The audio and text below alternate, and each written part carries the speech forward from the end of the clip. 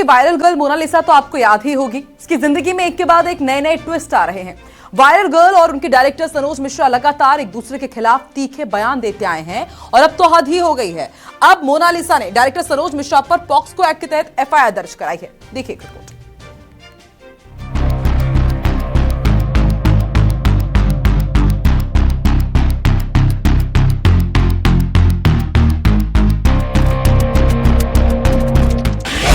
महाकुंभ से कैमरे तक अब छिड़ी जंग।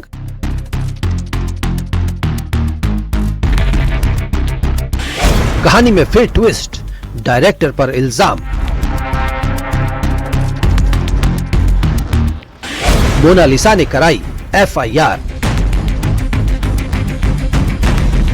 प्रयागराज महाकुंभ से मोनालिसा भोसले रातों रात मशहूर हुई।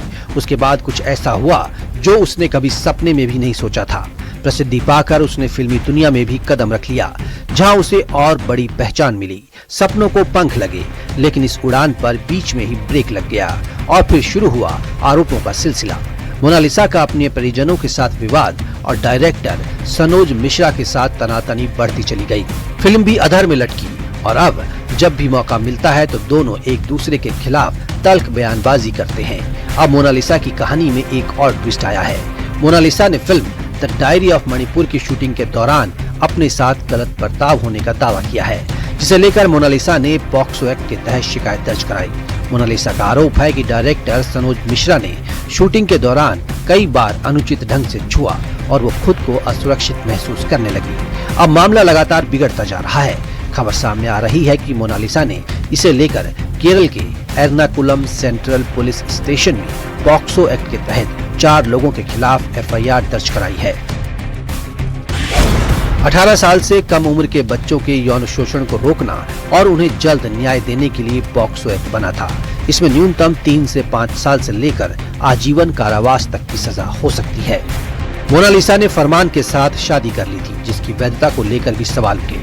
जांच में सामने आया था कि मोनालिसा नाबालिग है। परिजनों ने भी उसे नाबालिग बताया।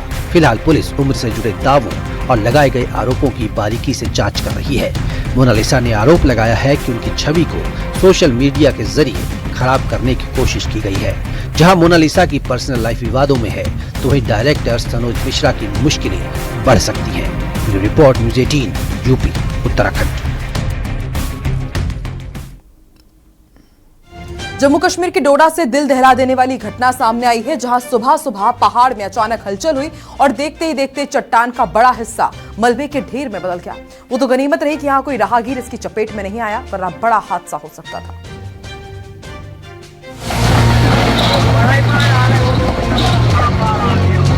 देखते ही देखते खिसकी चट्टान,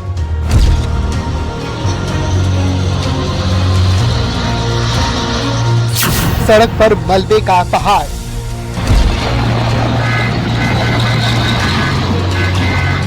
थम गई ट्रैफिक की रफ्तार। जम्मू कश्मीर के डोडा का ये खौफनाक मंजर है, जहां अचानक सुबह पहाड़ में हलचल हुई और देखते ही देखते चट्टान का बड़ा हिस्सा मलबे के ढेर में बदल गया। वो तो गनीमत रही कि कोई इसकी चपेट में नहीं आया। लैंडस्लाइड को देखकर एक बार तो राहगीरों की भी सांसें अटक गयी। पहले पत्थर गिरे और धीरे धीरे बड़ी चट्टान खिसक गई। दूर दूर तक धुआं फैल गया। भूस्खलन ने जनजीवन को बुरी तरह प्रभावित कर दिया। डोडा के पास गटसू इलाके में पहाड़ी से भारी मात्रा में मलबा और बड़े पत्थर गिरने लगे, जिससे डोडा किश्तवाड़ राष्ट्रीय राजमार्ग पूरी तरह बंद हो गया। इस घटना के बाद हाईवे के दोनों ओर गाड़ियों की लंबी कतारें लग गयी और सैकड़ों यात्री बीच रास्ते में ही फंस गए। लोगों को भारी परेशानी का सामना करना पड़ा। नेशनल हाईवे 244 की ये घटना है। सूचना मिलने के बाद प्रशासन मौके पर पहुंचा। मशीनों की मदद से मलबा हटाने का काम शुरू हुआ। हालांकि लगातार गिरते पत्थरों और भारी मलबे की वजह से राहत कार्यों में दिक्कतें आ रही थी। प्रशासन ने लोगों को इस मार्ग से दूर रहने और वैकल्पिक रास्तों का इस्तेमाल करने की सलाह दी है। 3-4 दिनों से एक बार फिर मौसम में बदलाव देखने को मिला है। कई जगहों पर बारिश का भी अलर्ट है, जिसकी वजह से लैंडस्लाइड का खतरा बना रहता है। प्रशासन ने लोगों से सफर के दौरान सावधानी बरतने की अपील की है।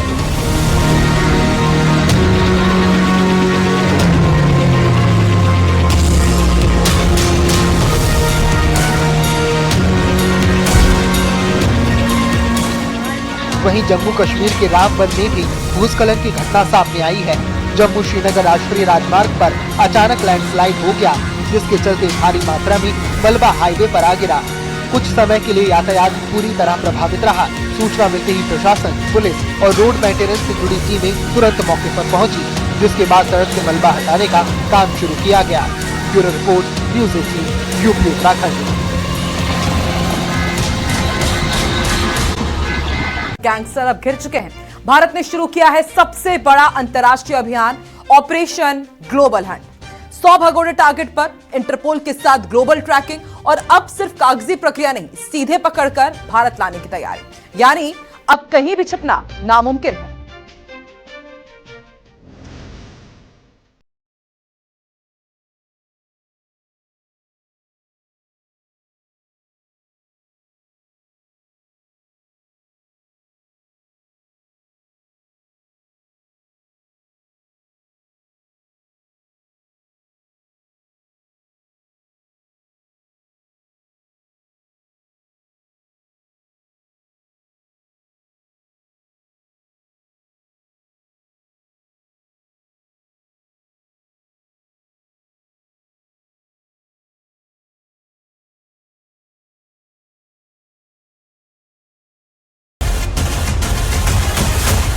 तस्कर और गैंगस्टर नेटवर्क के खिलाफ शिकंजा।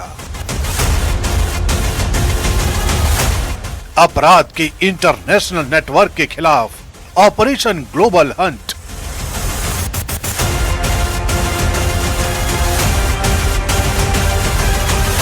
भारत ने पहली बार इतने बड़े पैमाने पर विदेशों में छिपे अपराधियों के खिलाफ कार्रवाई शुरू की है। ऑपरेशन ग्लोबल हंट के तहत करीब 100 भगोड़े अपराधियों की सूची तैयार की गई है, जो भारत में अपराध कर विदेशी जमीन पर शरण लिए बैठे हैं। इनमें ड्रग्स तस्कर, गैंगस्टर, साइबर अपराधी और आर्थिक अपराधी शामिल हैं। अब तक ये अपराधी प्रत्यर्पण प्रक्रिया की धीमी रफ्तार का फायदा उठाकर बचते रहे, लेकिन इस बार रणनीति बदली है। भारतीय एजेंसियां अब कई मामलों में विशेष विमान के जरिए सीधे आरोपियों को भारत लाने की तैयारी में है। यानी ऑपरेशन सिर्फ पहचान तक सीमित नहीं, बल्कि पकड़कर वापसी तक जाएगा। ये सिर्फ लिस्ट बनाकर बैठने वाला ऑपरेशन नहीं है। जमीन पर कार्रवाई शुरू हो चुकी है और अब हर भगोड़े तक पहुंचने का रोड मैप भी तैयार है। इस मेगा ऑपरेशन में देश की 4 प्रमुख एजेंसियां एनसीबी, सीबीआई, ईडी और एनआईए एक साथ काम कर रही है। इनके साथ जुड़ा है इंटरपोल का ग्लोबल नेटवर्क, जो अपराधियों की लोकेशन ट्रैक करने में अहम भूमिका निभा रहा है। सूत्रों के मुताबिक इंटरपोल के जरिए सिल्वर नोटिस जारी कर संपत्तियों और नेटवर्क की जानकारी जुटाई जा रही है। अब तक इंटरपोल के माध्यम से 37 नोटिस जारी किए जा चुके हैं। रणनीति साफ है, अपराधी चाहे दुबई में हो, यूरोप में या किसी और देश में, डेटा इंटेलिजेंस और इंटरनेशनल कोऑर्डिनेशन के जरिए उसे ट्रैक किया जाएगा और दबोचा जाएगा। इंटरपोल के साथ ये तालमेल इस ऑपरेशन को ग्लोबल ताकत देगा। अब एक्शन सिर्फ सीमाओं तक सीमित नहीं है, बल्कि इसकी जद इंटरनेशनल लेवल तक पहुंच चुकी है। इस ऑपरेशन का सबसे बड़ा निशाना है अंतर्राष्ट्रीय ड्रग्स सिंडिकेट और तथाकथित ड्रग्स टेरर नेटवर्क। जांच एजेंसियों का कहना है कि विदेशों में बैठे कई अपराधी भारत में नशे की सप्लाई और संगठित अपराध को संचालित कर रहे हैं। 2025 के सरकारी आंकड़े इसकी गंभीरता दिखाते हैं। करीब 1.33 लाख किलो ड्रग्स जब्त किए गए, जिसकी कीमत लगभग 2000 करोड़ रुपए आकी गई। इसके अलावा 77,000 किलो ड्रग्स नष्ट किए गए, जिनकी कीमत करीब 3,889 करोड़ रुपए थी। साथ ही 265 ड्रग्स अपराधियों को सजा दिलाई गई। यानी यह ऑपरेशन सिर्फ गिरफ्तारी नहीं, बल्कि पूरे नेटवर्क को तोड़ने की कोशिश है। ड्रग्स के जरिए फैल रहे इस नेटवर्क को अब एजेंसियां टेरर की तरह देख रही हैं। यानी अब एक्शन भी उसी तरह का हो रहा है और सख्ती भी उसी तरह की। इस अभियान के तहत हाल ही में बड़ी सफलता भी मिली है। दाऊद इब्राहिम के करीबी रहे सलीम इस्माइल डोला को तुर्की के इस्तांबुल से डिपोर्ट कर भारत लाया गया। ये संकेत है कि भारत अब सिर्फ कागजी कार्रवाई नहीं बल्कि अंतर्राष्ट्रीय दबाव बनाकर अपराधियों को वापस लाने में सक्षम हो रहा है। जांच एजेंसियों के रडार पर कई बड़े नाम हैं। आसिफ इकबाल मेमन, हाजरा इकबाल मेमन, जुनैद इकबाल मेमन, हरमीत सिंह, प्रदीप सिंह, परमजीत ढालीवाल, सनी गोसलवेस, जसविंदर सिंह, टिसन बिश्नोई, हाजी सलीम और संदीप धुनिया। बताया जा रहा है कि जसविंदर उर्फ जैज और सनी कालरा फिलहाल दुबई पुलिस की हिरासत में हैं। नाम बड़े हैं और नेटवर्क और भी बड़ा है, लेकिन इस बार एजेंसियों का दावा है कि हर कड़ी तक पहुंचेंगे और उसे पूरी तरह ध्वस्त करेंगे। ऑपरेशन ग्लोबल हंट भारत की एंटी क्राइम रणनीति का सबसे आक्रामक चेहरा बनकर सामने आया है। अब तक 5 भगोड़ों को भारत वापस लाने में सफलता मिल चुकी है और आने वाले समय में बड़ी गिरफ्तारियां संभव है। इस ऑपरेशन की रणनीति इंटरपोल सदस्य देशों की कॉन्फ्रेंस में तैयार की गई थी, जिसका मकसद साफ है, विदेशों में छिपे अपराधियों की पहचान और भारत वापसी। ये सिर्फ एक ऑपरेशन नहीं बल्कि साफ संदेश है। भारत से भागकर बचना अब नामुमकिन होता जा रहा है, क्योंकि अब शिकंजा सिर्फ देश के भीतर नहीं बल्कि पूरी दुनिया में कस रहा है।